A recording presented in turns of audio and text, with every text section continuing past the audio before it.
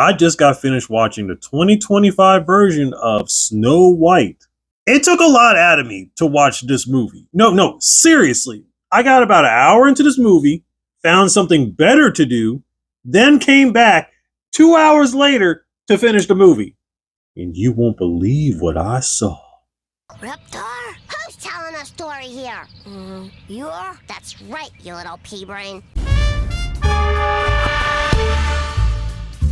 In the new Snow White, you know what? I'm just gonna gloss over most of this. Snow White's mom dies and her dad marries a baddie. Yes, this baddie. But soon her dad disappears and the queen now runs the kingdom with an iron fist.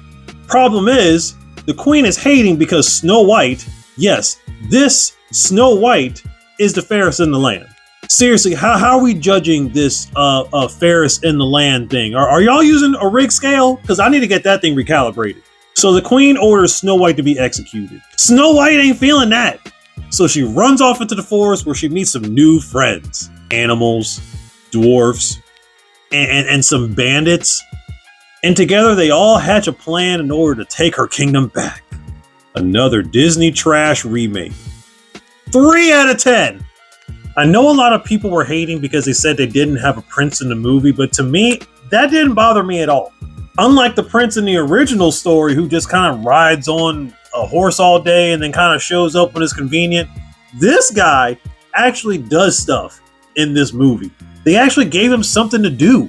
And his musical number, Princess Problems, was probably my favorite song in the whole movie. They turned Snow White into Princess Jasmine from the Aladdin remake, where she's not trying to find true love, she wants to rule the kingdom.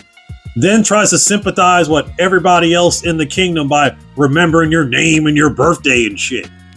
You were a farmer in the Western Vale. Our most trusted soldier. As a man, I know you to be both loyal and just. It felt more like she was giving out orders and being grateful that the dwarves let her stay in their place.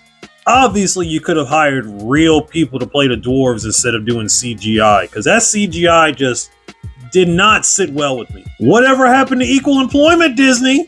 Gal Gadot's singing was not horrible in this movie, but she did not need to have a singing number in this movie. Y'all could have just stuck with her just being hot and evil. I would have been cool with that.